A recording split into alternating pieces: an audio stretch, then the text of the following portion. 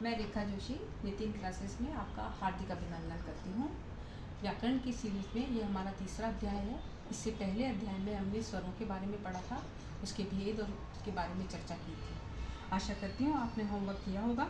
अगर आपने नहीं किया है तो आपको पिछला अध्याय दोहराना होगा, तभी हम आगे का समझ पाएंगे। हमने कल स्वर के बारे में बता के अब आज हम उस व्यंजन के बारे में आपको बताएंगे कि व्यंजन क्या होते हैं। व्यंजन शब्द वह होते हैं जो स्वरों की सहायता से बोले जाते हैं। तो उसमें कैसे, जैसे अगर हमें किसी को क्या बोलना है, मतलब व्यंजन होते क्या है। व्यंजन ये होते हैं कि अगर हम स्वर के साथ उसको मिलाकर बोलते हैं तो उसकी ध्वनि आती है। जैसे अगर हमने कै शब्द लिया, मान लो कै लिया, उसमें हमने अगर ए को मिलाया तो कै पूरा हुआ, अगर ई मिलाया तो की ई पूरा हुआ। इस प्रकार से स्वरों के ये सहायक होते हैं। यह व्यंजन 3 प्रकार के होते हैं। व्यंजन 3 प्रकार के: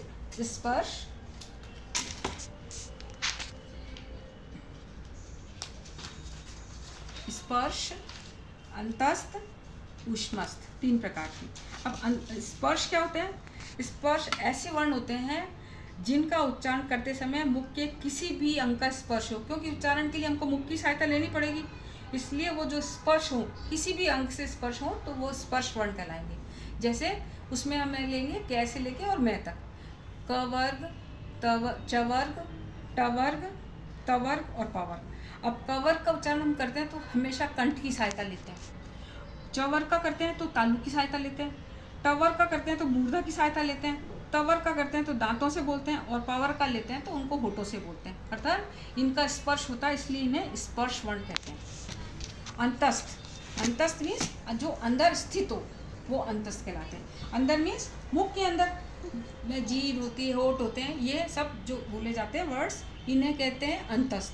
ये वो वर्ड होते हैं य, र, ल और व। जैसे ल का हम उच्चारण करते हैं तो वो क्या होता है, जीभ के अग्रभाग से होगा और मुख के बीचों बीच होगा, इसलिए वह है अंतस्थ कहलाएगा। ऊष्मस्थ क्या होता है? ऊष्मस्थ मीन्स जिसमें ऊष्मा हो, जिसमें भाप हो।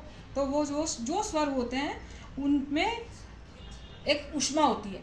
तो श बोलते हैं, श बोलते हैं, स या है बोलते हैं, तो एक अंदर से हमें ऊष्मा आती है, इसलिए इन्हें ऊष्मस्थ वर्ण कहा जाता है।